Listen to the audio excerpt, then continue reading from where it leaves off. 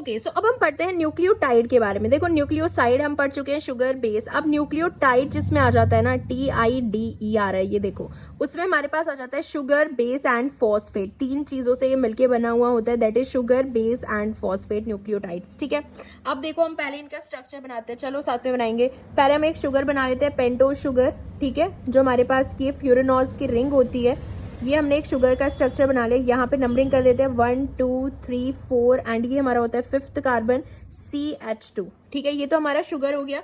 Sugar के साथ जो है हमने ले लिया भाई बेस। बेस हमने ले लिया प्यूरिन। एंड प्यूरिन की ये फॉर्म कौन सी है बताओ? इसमें पैरामिडीन रिंग जो है वो शुगर के ऑपोजिट साइड है ना, तो ये कौन सी फॉर्म हो गई? एंटी फॉर्म हो गई। एंड ये कोई भी हमारा प्यूरिन की रिंग हो गई, यानी कि बेस हो गया हमारा। एंड ये हमारा क्या है? शुगर। शुगर और बेस के बीच में ये कौन सा बॉन्ड होता है? बीटा एंड ग्लाइकोसिडिक बॉन्ड होता है। अब देखो फॉस्फेट कहाँ पे अटैच्ड है?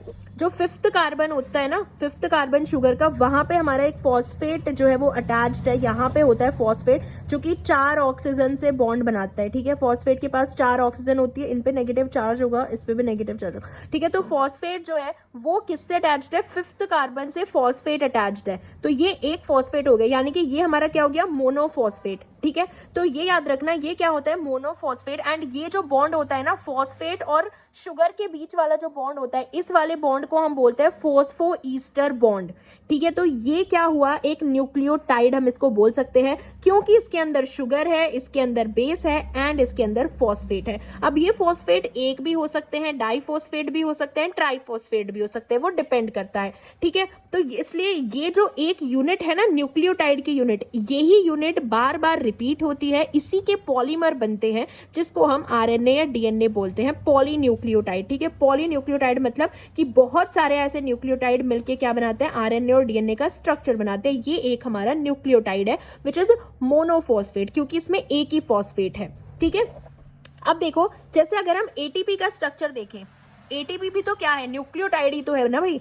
एडिनोसिन ट्राइफॉस्फेट हम इसको बोलते हैं। इसके अंदर 3 फॉस्फेट होते हैं। चलो ATP का स्ट्रक्चर एक बार देख लेते हैं डिटेल में।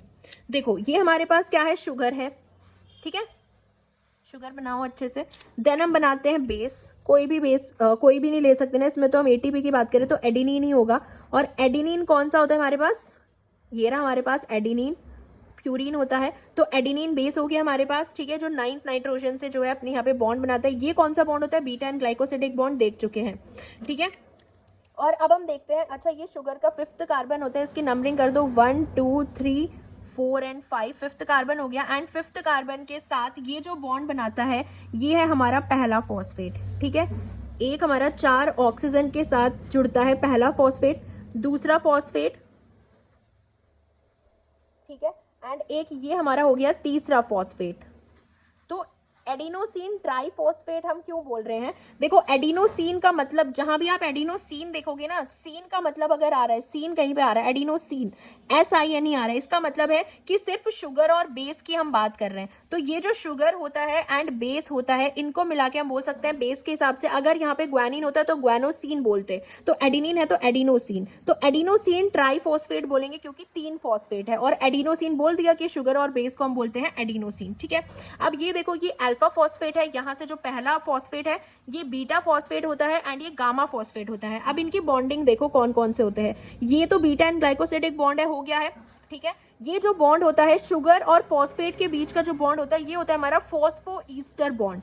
ठीक है, ये क्या होता है? Phospho ester bond. एंड जो फॉस्फेट्स के बीच में जो बॉन्ड होता है वो होता है हमारा फॉस्फो एनहाइड्राइड बॉन्ड। तो ये बॉन्ड्स याद रखने हैं। ठीक है, ये फॉस्फो ईस्टर बॉन्ड जो कि किसके बीच में होता है? हमारा 5th कार्बन और फॉस्फेट के बीच में, अल्फा फॉस्फेट के बीच में फॉस्फोईस्टर बॉन्ड। एंड फॉस्फेट्स के बीच में आपस में कौन सा बॉन्ड होता है? Phospho anhydride bond. एंड ये हमारा एडिनोसिन हो गया, शुगर और बेस। ये वाला बॉन्ड कौन सा होता है? Beta and glycosidic bond. ठीक है, तो ये एक ATP का स्ट्रक्चर हो गया, जो कि एक क्या है? न्यूक्लियोटाइड होता है। न्यूक्लियोटाइड मतलब शुगर, बेस और फॉस्फेट। एंड ये जो 3 बॉन्ड होते हैं ना, एक तो हमारे पास होता है फॉस्फो ईस्टर बॉन्ड या फॉस्फो मोनोईस्टर बॉन्ड भी इसको बोल देते हैं। एंड एक हमारे पास होता है फॉस्फो एनहाइड्राइड बॉन्ड जो फॉस्फेट्स के बीच में होता है। एंड यहाँ पे हमारे पास होता है बीटा एंड ग्लाइकोसिडिक बॉन्ड। ये तीनों बॉन्ड जो होते हैं दे आर कोवेलेंट बॉन्ड्स। ठीक है, यहाँ पे हमारे पास होता है बीटा एंड ग्लाइकोसिडिक बॉन्ड। ठीक है, ग्लाइकोसिडिक बॉन्ड। और ये तीनों बॉन्ड कैसे होते हैं? कोवेलेंट बॉन्ड होते हैं। फॉस्फो ईस्टर बॉन्ड भी, फॉस्फो एनहाइड्राइड बॉन्ड भी and beta and glycosidic bond भी कैसा होता है, कोवैलेंट होता है। तो ये याद रखना कि शुगर और बेस के बीच में कौन सा बॉन्ड है, बीटा एंड ग्लाइकोसिडिक बॉन्ड है। शुगर और फॉस्फेट के बीच में फॉस्फोएस्टर बॉन्ड है एंड फॉस्फेट्स के आपस में जो बॉन्ड है फॉस्फो एनहाइड्राइड बॉन्ड है। तो ये हमने एटीपी भी देख लिया। और देखो एटीपी में शुगर कौन सा यूज हो रहा है, यहाँ पे डीऑक्सी नहीं है ना, राइबोस शुगर है, ठीक है, क्योंकि सेकेंड कार्बन पे क्या है, यहाँ पे OH हाइड्रोक्सिल ग्रुप है, तो राइबोस शुगर है। बेस कौन सा है, एडेनिन है, एडिनोसिन हम बोलते हैं जब शुगर और बेस को आपस में मिलाते हैं तो एडिनोसिन हो गया। एंड फॉस्फेट हो जाता है तो वो न्यूक्लियोटाइड बन जाता है, ठीक है। टाइड अगर आ गया तो यानी कि उसमें क्या है, फॉस्फेट है। तो ये एक कंप्लीट स्ट्रक्चर एटीपी के स्ट्रक्चर से हमने समझ लिया कि एक न्यूक्लियोटाइड का स्ट्रक्चर कैसा होता है।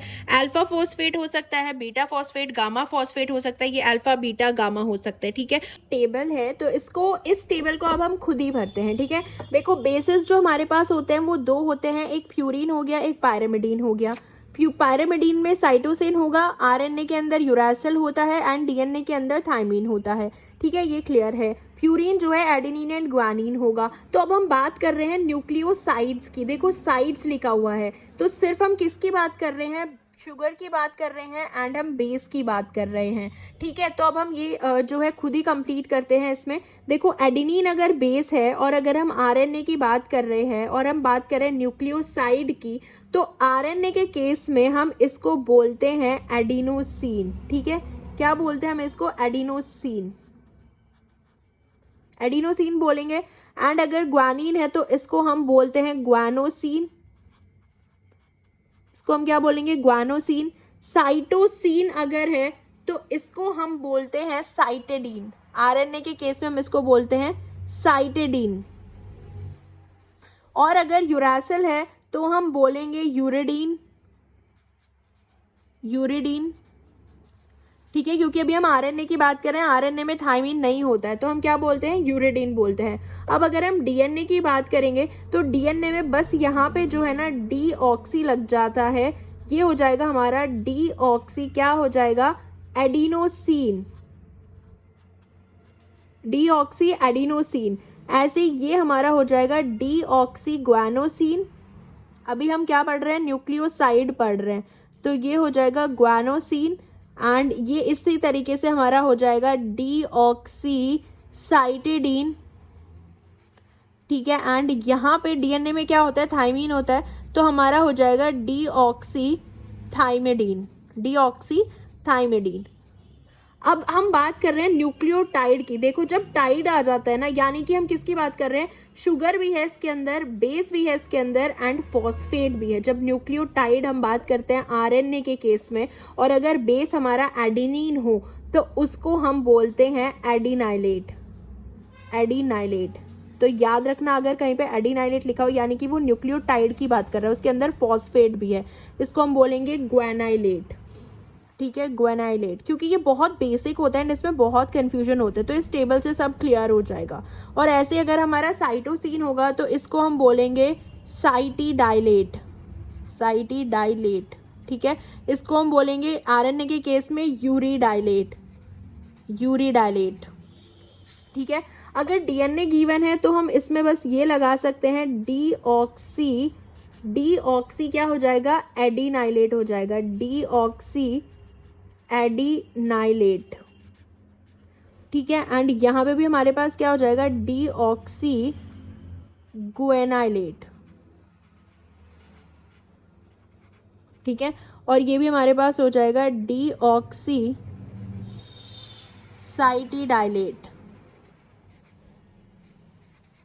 एंड डीएनए में थायमीन होता है तो हमारे पास हो जाएगा डीऑक्सी थाइमिडाइलेट, थाइमिडाइलेट, ठीक है। तो ये बिल्कुल क्लियर हो गया। अगर एडिनाइलेट, ग्वेनाइलेट, साइटिडाइलेट, मतलब एडेनिन बेस है, शुगर है, आरएनए राइबो शुगर है एंड कौन सा, फॉस्फेट है, ठीक है, फॉस्फेट प्रेजेंट है। अब देखो अगर मोनोफॉस्फेट है, डाइफॉस्फेट है और ट्राइफॉस्फेट है, उसको हम कैसे लिखेंगे। मोनोफॉस्फेट हमारे पास होता है एडिनोसिन मोनोफॉस्फेट, है ना, ग्वानोसिन मोनोफॉस्फेट हो सकता है, ऐसे ये हो सकता है साइटेडीन मोनोफॉस्फेट या यूरिडीन मोनोफॉस्फेट हो सकता है ना। और क्या हो सकता है, थाइमिडीन मोनोफॉस्फेट हो सकता है। ऐसे इसमें हम लिख सकते हैं एडिनोसिन डाइफॉस्फेट, ठीक है, और एडिनोसिन ट्राइफॉस्फेट एटीपी, इस तरीके से। तो ये सारे क्या हैं, न्यूक्लियोसाइड एंड न्यूक्लियोटाइड के हम नाम लिख रहे हैं, ठीक है। ऐसे हमारे पास क्या हो सकता है, ग्वानोसिन डाइफॉस्फेट हो सकता है, ठीक है, diphosphate, uridine diphosphate, thymidine diphosphate.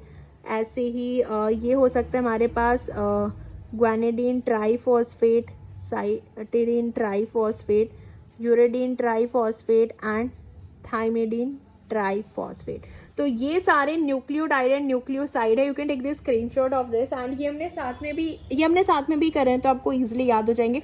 बस इतना याद रखना, अगर न्यूक्लियोसाइड की बात हो रही है तो एडिनोसिन डीऑक्सी एडिनोसिन आएगा, यानी कि इसके अंदर फॉस्फेट नहीं है। अगर कहीं पे आपको लेट दिख रहा है लिखा हुआ, ग्वेनाइलेट आ रहा है, नाइलेट आ रहा है, तो मतलब उसमें फॉस्फेट है। अगर एमपी आ रहा है मोनोफॉस्फेट मतलब एक फॉस्फेट, डाइफॉस्फेट दो फॉस्फेट। अगर डीऑक्सी आ रहा है यानी कि डीएनए की बात हो रही है। शुगर जो है वो डीऑक्सी राइबो शुगर है जिसके सेकेंड कार्बन पे जो है सिर्फ और सिर्फ हाइड्रोजन है, हाइड्रोक्सिल ग्रुप नहीं है। तो इतना ही था न्यूक्लियोटाइड और न्यूक्लियोसाइड का बेसिक, और सब हमने देख लिया इसमें। अब हम नेक्स्ट लेक्चर में हम देखेंगे कि पॉलीन्यूक्लियोटाइड बनते कैसे, यानी कि एक न्यूक्लियोटाइड जब दूसरे न्यूक्लियोटाइड से मिलता है तो वो कैसे बनता है।